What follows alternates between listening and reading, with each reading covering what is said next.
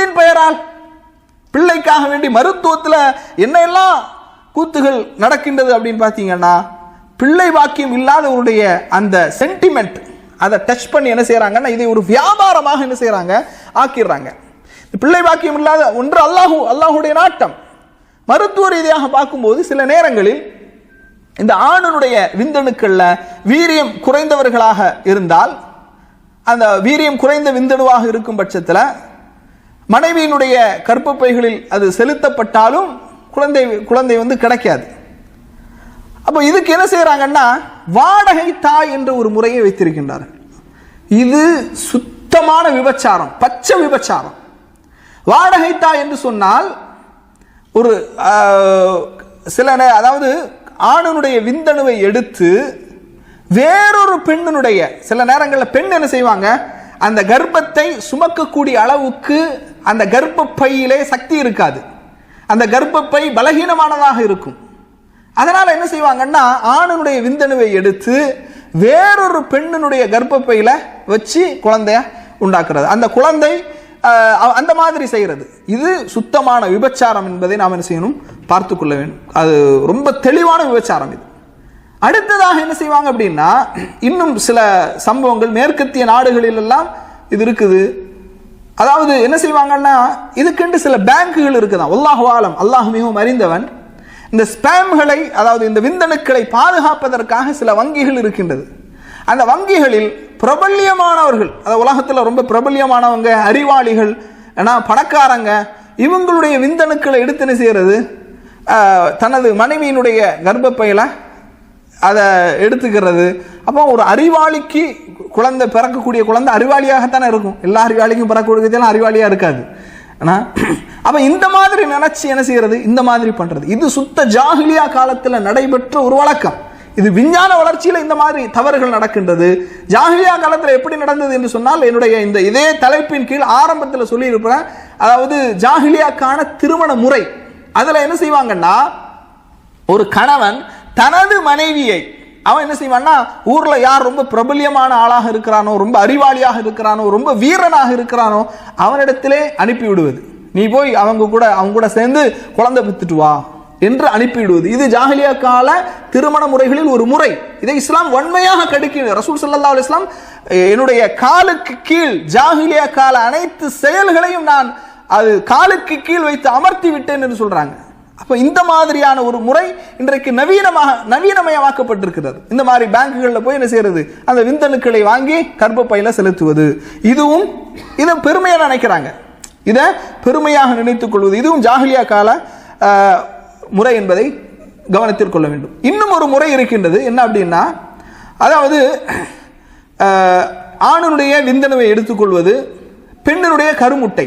சில நேரங்களில் அந்த பெண்ணினுடைய கருமுட்டை நன்றாக இருந்தாலும் கூட கர்ப்பப்பை வந்து அந்த கருவை சுமக்கக்கூடிய சக்தி இல்லாமல் இருக்கும். அதனால என்ன செய்வாங்கன்னா, ஆணுடைய விந்தணுவையும் பெண்ணினுடைய கருமுட்டையும் எடுத்து கொஞ்ச நாள் என்ன செய்வாங்கன்னா பாதுகாத்து, அது ஒரு நல்ல வளர்ச்சி அடைகின்ற வரை பாதுகாப்பார்கள்.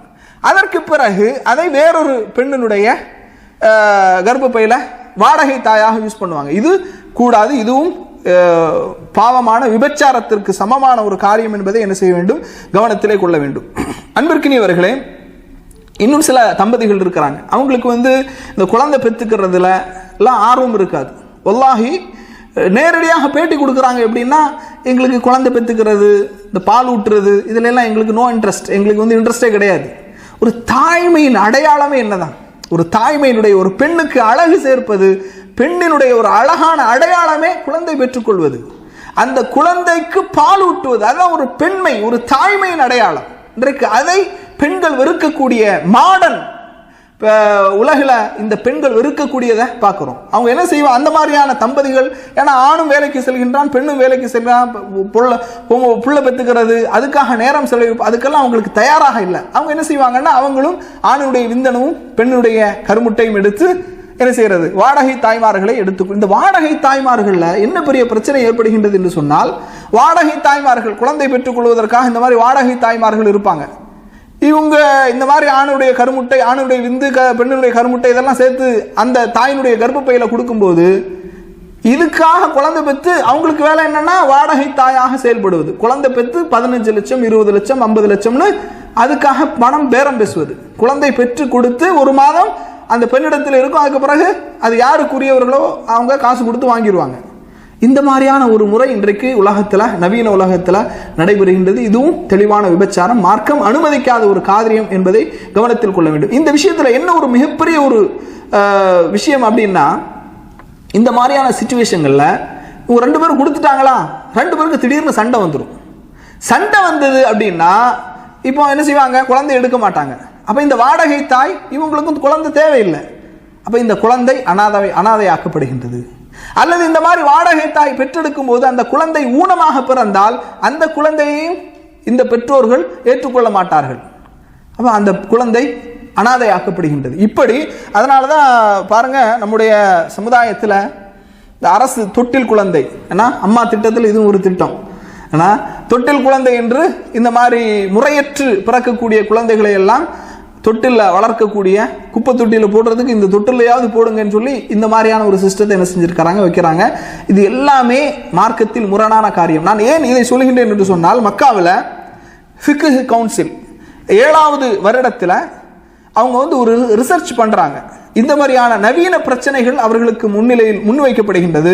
அப்படி முன்வைக்கப்படும் போது நிறைய விஷயங்கள் சொல்றாங்க. அதாவது ஒரு கணவனுடைய விந்தணுவை வெளியே எடுத்து மனைவியினுடைய கருப்பையில் செலுத்தி குழந்தை பெற்றுக்கொள்வதில் குற்றமில்லை.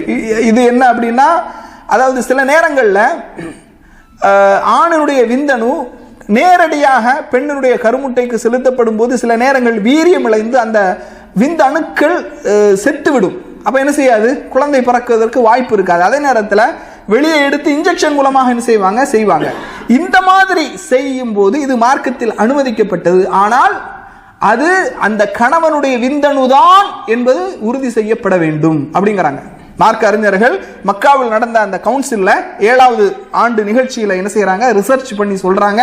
ஏன்னா இந்த மாதிரியான ஃபத்வாக்கள், மார்க்க தீர்ப்புகள் கேட்கப்படுகின்றது. அப்ப அவங்க சொல்றாங்க, இந்த மாதிரி இன்ஜெக்ஷன் மூலமாக ஒரு ஆணினுடைய விந்தணு தனது சொந்த மனைவியினுடைய கருப்பையில் செலுத்துவது இது அனுமதிக்கப்பட்டது. ஆனால் அது அந்த ஆணினுடைய விந்தணுவாகத்தான் இருக்க வேண்டும், அதை உறுதி செய்து கொள்ள வேண்டும், இது குற்றமில்லை அப்படிங்கிறாங்க. 2வது ஒரு விஷயம் அப்படின்னா, நாம் சொன்னதை போன்ற ஆணினுடைய அந்த விந்தணுவையும் பெண்ணினுடைய கருமுட்டையும் வெளியே எடுத்து ஒரு குறிப்பிட்ட காலம், இந்த டெஸ்ட் டியூப் பேபின்னு சொல்றாங்களா இல்லையா, குறிப்பிட்ட காலம் அவர்கள் கருத்தரிக்க வைப்பார்கள். அதற்கு பிறகு மீண்டும் தாயினுடைய கர்ப்பப்பையிலே வைப்பாங்க. இது கூடுமா என்று மார்க்க அறிஞர்களிடத்தில் கேட்கும் போது அவர்கள் என்ன செய்யறாங்க, கூடும். ஆனால் அந்த தாயினுடைய கருமுட்டையாக இருக்க வேண்டும், அந்த கணவனுடைய விந்தணுவாக இருக்க வேண்டும், இதை உறுதி செய்து கொள்ள வேண்டும். ஏன்னா நிறைய மருத்துவமனைகளில் மோசடி நடைபெறுகின்றது. நீங்க பாருங்க, சில மருத்துவமனைகள் என்ன செய்வாங்கன்னா, குழந்தை இல்லாதவங்க யாரு போனாலும் அவங்களுக்கு குழந்தை கிடைச்சிடும். என்னன்னு பார்த்தா வேற யாருடைய விந்தணுக்களையாவது என்ன செய்யறது, எடுத்து சம்பந்தம் இல்லாத பெண்ணுடைய கருமுட்டையில செலுத்துறது. அப்ப எவ்வளவு பெரிய ஒரு தவறான ஒரு வழிகாட்டுதல், தவறான முறைகள். அதனால மார்க்க அறிஞர்கள் கொடுக்கக்கூடிய 2வது, அது அந்த தாயினுடைய கருப்பையாக இருக்க வேண்டும், அந்த கணவனுடைய விந்தணுவாக இருக்க வேண்டும், அதுல குற்றம் இல்லை. 3வதாக சொல்றாங்க, கணவனுடைய விந்தணுவை பயன்படுத்துவதாக இருந்தால் அல்லது ஒரு தாயினுடைய கருமுட்டையை பயன்படுத்துவதாக இருந்தால் அவர்கள் இருவரும் உயிரோடு இருக்கும் காலத்தில் மட்டும்தான் செய்யணும். ஏன் அப்படின்னா, விந்தணு ஒரு மனிதன் இறந்த பிறகும் கூட அவனுடைய விந்தணுவை பாதுகாக்க முடியும், விஞ்ஞானம் சொல்லுகின்றது. அப்போ இறந்த பிறகு மனைவியினுடைய கருப்பையில் என்ன செய்யக்கூடாது, அதை செலுத்தி அவன் இறந்த பிறகு குழந்தை பெற்றுக்கொள்ளக்கூடாது. மார்க்க அறிஞர்கள் இதை கூடாது என்று என்ன செய்கின்றார்கள், சொல்லுகின்றார்கள். அடுத்து 4வது ஒரு நிபந்தனையாக சொல்றாங்க மார்க்க அறிஞர்கள், இந்த மாதிரியான மருத்துவம், டெஸ்ட் டியூப் அந்த பேபி, இந்த மாதிரியான மருத்துவ முறை செய்யக்கூடியவர்கள் முஸ்லிமாக இருக்க வேண்டும். மிக முக்கியமான நிபந்தனை என்ன, அவர்கள் முஸ்லிமாக இருக்க வேண்டும், மருத்துவர் முஸ்லிமாக இருக்க வேண்டும், நம்பிக்கைக்குரியவராக இருக்க வேண்டும். இந்த 2 நிபந்தனைகள் இருந்தால்தான் இது போன்ற மருத்துவ முறைகள் அனுமதிக்கப்பட்டது. 5வதாக சொல்றாங்க, கணவனுடைய மனைவியினுடைய முழு சம்மதத்தோடு இது நடைபெற வேண்டும்.